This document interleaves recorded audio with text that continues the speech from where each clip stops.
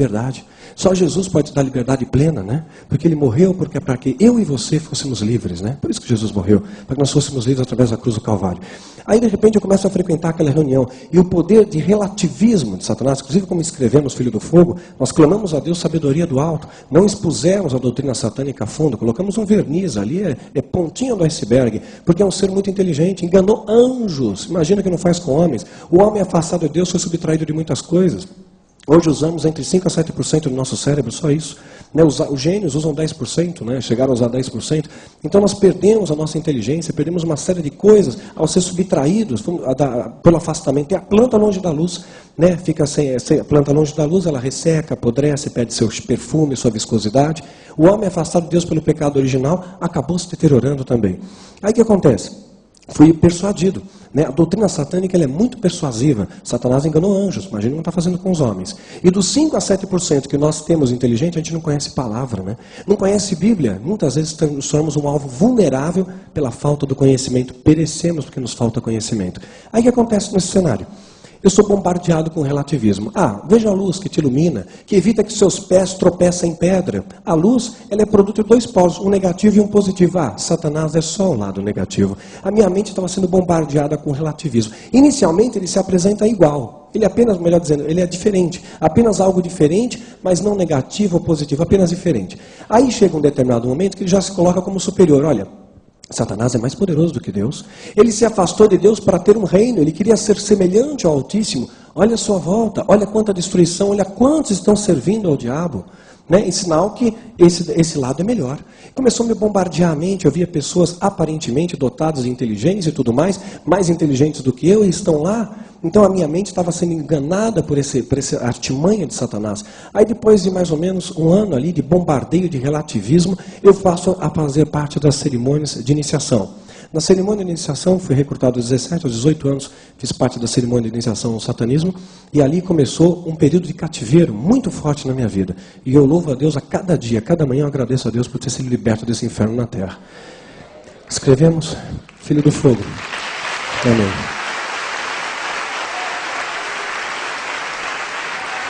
Louvado a Deus. Escrevi Filho do Fogo debaixo de uma direção de Deus, mas não reli não. Hoje eu só quero saber dos anjos do Senhor, né? Sabemos que é um instrumento de bênção, de evangelismo. As livrarias que compram os livros da editora, seculares, né? Então a Saraiva, Nobel, Cultura, colocam ele normalmente classificado na área de esoterismo. Aí o aspirante de feitiço, quem classifica é a livraria, né? Não é a editora que decide isso. E aí o aspirante de feiticeiro vai lá, pega o livro descortinado da alta magia, príncipe aprender a fazer bruxaria, né? Aí ele se converte. Então a gente vê a bênção que é um instrumento de Deus, né? Instrumento e a honra e glória de Deus, de Jesus Cristo. A honra e glória é só dele. Aí eu estava ali naquele período bombardeado, foi feita a cerimônia de iniciação. Na cerimônia de iniciação você recebe algo como se fosse uma oferta. A terminologia que eles usam é outra, mas é como se fosse uma oferta. Então eles te dão um valor ali e com aquele dinheiro você vai abrir uma empresa. O logotipo, a logomarca é consagrado aos demônios, a Satanás, ou então você vai entrar numa empresa cujo dono ou presidente já é um satanista. É claro, eu acabei indo para a segunda opção e tive uma ascensão meteórica na empresa que eu trabalhava.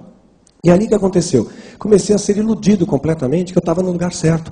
Estava tendo a ilusão de prosperidade, mas estava me levando para o fundo do poço, né? Estava tendo a ilusão de prosperidade, a ilusão de que tinha certos poderes, né? Tinha um tal de um demônio que dizia que era o meu guardião, se apresentava como um tal de Abraxas, né? E dizia que era o meu guardião, meu protetor, o Abraxas ali. E ali ele dizia que ele era meu amigo, dizia que era meu protetor, mas eu nunca escutei demônio dizendo eu te amo. Eles são incapazes de dizer isso, né? Só Jesus pode dizer isso, porque Jesus é amor, né? Deus é amor.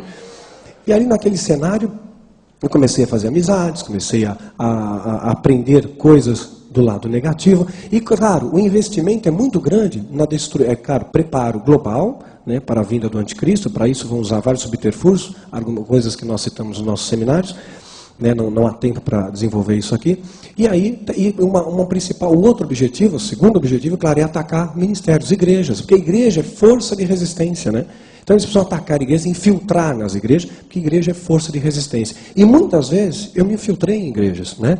Igrejas ali que estavam pregando a palavra de Deus, me infiltrava em igrejas para sondar. Lembro de uma ocasião, acabei entrando com um grupo numa igreja no bairro de Interlagos, né, que em 10 satanistas, comigo 10 entraram naquela igreja e nos espalhamos. Haviam 500 membros ali, nos espalhamos. Os demônios entraram junto. Poxa, o demônio entrou na igreja, aí que entra a nossa autoridade espiritual. O demônio é legalista. É um bicho extremamente legalista. Então, se você começar uma reunião de oração, um culto, uma célula, e você tem que usar a sua autoridade em dizer, Senhor, aqui a tua palavra está sendo ministrada, demônio algum vai se manifestar aqui, faz separação de luz e trevas, que a tua luz seja abundante, aqui onde piso a planta dos nossos pés é terra santa, que esse local seja como um farol do reino do Espírito, o diabo não pode nem olhar para cá, ponto final. Se você não ora, nesse sentido, o demônio ele ganha legalidade. Ele suporta o louvor, suporta a oração. Satanás chegou diante de Deus, para pedir permissão para tocar em Jó. Não chegou a 5 quilômetros atrás de uma rocha, frente a frente, né? Diante de Deus pedir permissão para tocar em Jó. Chegou diante de Jesus. Jesus estava consagrando em adoração, no deserto, em jejum e consagração. Satanás chega diante dele, tenta a ele, fala com ele. Ele só vai embora quando você manda embora. Você tem que exercer sua autoridade em Cristo. Estou te mandando embora. Em nome de Jesus. Se você não diz isso, ele vai entrar. Ele vai invadir. É como alguém que está tomando conta da entrada de uma base militar. Ele tem autoridade de dizer, alto lá, que você não entra. Mas se ele não usar da autoridade e não falar nada, a pessoa entra, invade. Ele tem a arma, tem a autoridade e tem o poder. Se ele não usar, a pessoa vai invadir. Então, na mesma coisa, no âmbito espiritual. Nós temos o poder de oferecer resistência a Satanás, né? Estando sujeito a Deus, você fez a sua oração, acabou. Todo feitiço e encantamento vai cair por terra. Se você não ora nesse sentido de exercer a sua autoridade, você dá uma legalidade para ele. Deus, abençoa o culto, fala conosco. Legal, o demônio está lá, ninguém falou comigo, ninguém deu a ordem para eu ir embora. Então, nós temos que determinar essa ordem. Aí o bicho vai embora. Aí ele não vai tocar a sua vida. Entramos ali, naquela igreja, espalhamos. O pastor recebeu discernimento do Espírito Santo. E falou, entraram satanistas aqui. E hoje essas vidas serão libertas. Fechem as portas, vamos ungir todo mundo. Ninguém sai aqui sem receber a unção do Senhor. E olha o que aconteceu. Louvado seja Deus. Preste atenção. O discernimento daquele homem veio do altar de Deus. Deus falou com ele. Olhei eu para os meus companheiros ali e preocupado, vamos fritar no azeite. Fechem as portas, ninguém sai sem receber a unção de Deus.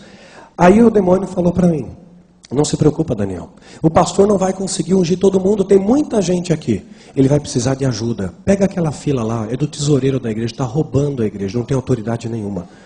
Pegamos aquela fila. E aquela fila foi só óleo, tirou com o papel, não fez efeito nenhum. É necessário autoridade espiritual para ministrar as coisas do Senhor. Sem coração ligado a Deus, são meros rituais. É melhor obedecer do que sacrificar. Não funciona. Não funciona. Pegamos aquela filha e não teve problema algum. Satanás conhece o seu pecado. Então não adianta você dizer, está amarrado, mas você não tem poder para amarrar. Né? Você não conquistou autoridade, você não tem o distintivo ali de polícia, dizer está amarrado. Nem sempre quando você está amarrado, você amarra. Lembra dos exorcistas judeus ambulantes? Eu desconjuro em nome de Jesus a quem Paulo prega. O que o demônio responde? Sei quem é Jesus. Bem sei quem é Paulo. Mas você quem é? Surra nele, né? Tomaram um pau ali, né? Por quê? Palavras apenas não funcionam na batalha espiritual. Seu coração tem que estar ligado a Deus, senão não funciona. Não é passe de mágica, né? Mas é a unção, e a unção ela vem de obediência, né? Você tem que guardar a frase. Para que a unção de Deus se manifeste em você, você tem que estar obediente a Deus, porque tem aqueles que são obedientes, outros não. Quem não é obediente não tem unção. Aí você não esquece mais. Tem que estar no centro para receber a unção de Deus, a autoridade de Deus. A autoridade vem do alto, mas tem que estar no centro, senão não alcança. Aí eu comecei a ter aquela ilusão de, puxa, olha só, o diabo é mais poderoso, né? Então onde tem pecado, o diabo ele vai acabar prevalecendo, infiltrava em células de igreja, e os demônios sinalizavam aquela vida ali. Aquela vida lança o feitiço que pega porque tem pecado.